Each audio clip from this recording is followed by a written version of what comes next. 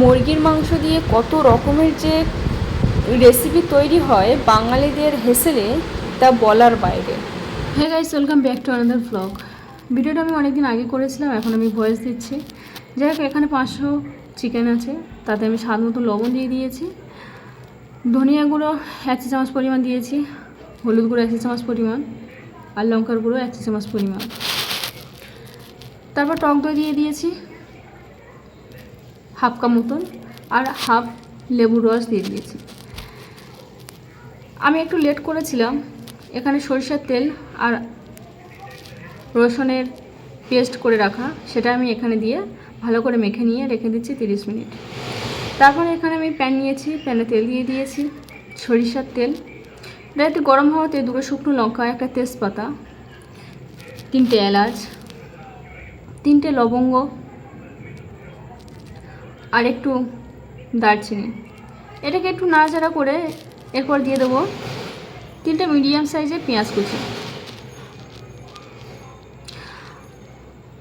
এটাকে colour change হওয়া পর্যন্ত অপেক্ষা করব। একটুখানি কালার চেঞ্জ হওয়ার পর আদা রসুন যে পেস্ট করে রেখেছিলাম সেটাও দিয়ে দেবো 1 চা চামচ পরিমাণ মতন, দিয়ে এটা একটু ভালো করে ফ্রাই করতে হবে। ফ্রাই করে দিয়ে দেবো জিরার গুঁড়ো, ধনিয়া গুঁড়োর 1 চা চামচ করে, হলুদ 1/2 চা চামচ পরিমাণ, আর লঙ্কা 1/2 চা চামচ পরিমাণ। কারণ চিকেনে আমি 1 চা চামচ পরিমাণ লঙ্কা হলুদ দিয়ে দিয়েছি, তার জন্য মশলাটা এখানে আর লাগবে না বেশি। যাই হোক, পেঁয়াজটাকে কষানোর পর এর মধ্যে দিয়ে দেবো, যখন তেলটা ছেড়ে দেবে, একটা টমেটোর পেস্ট দিয়ে দেবো।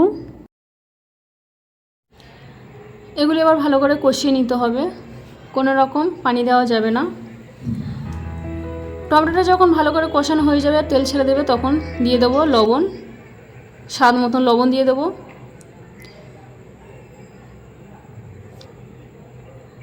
যাই হোক, আজকে আমার মনটা অনেকটা খারাপ, তারপরেও আমি ভিডিওটা এডিটিং করছি, কারণ কাজটা তো কাজই করতেই হবে।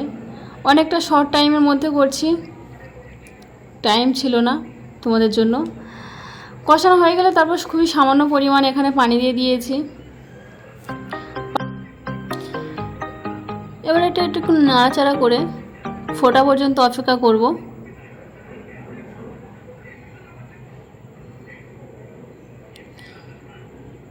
একদম এই পানিটাকে আমি বেশি শুকিয়ে দেবো না, আবার বেশি রেখে দেবো না। যখন এটা ভালো করে কষানো হয়ে যাবে, এর উপর দিয়ে দেবো ম্যারিনেট করে রাখা চিকেন, আর তার সাথে দিয়ে দেবো এর মশলাগুলো। লজ্জা পাওয়ার কিছু নেই, এগুলো আমাদেরকে কিনতে হয়েছে, তার জন্য সব চেটে পুটে নিতে হবে। তো আমি মশলাটা ভালো করে মাখিয়ে তারপরে আমি ঢাকা দিয়ে রেখে দেবো। আর এভাবে ঢাকা দিয়ে রেখে এই মাংসটাকে কষাতে হবে। এর মধ্যে পানি বার হয়েছে অনেকটা, আবার আমি একটু নেড়েচেড়ে আবার এটাকে ঢাকা দিয়ে রেখে দেবো। নাড়াচাড়া না করলে তলা ধরে যেতে পারে, তলাটা ছুঁয়ে যেতে পারে অনেকটা, তার জন্য আবার ফের ঢেকে রেখে দেবো। এরকম করতে করতে আমি 2-3 বার ঢেকে রান্না করেছি।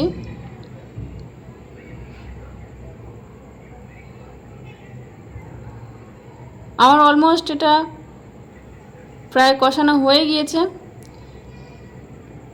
এবার আমি এটাকে পরিবেশন করব।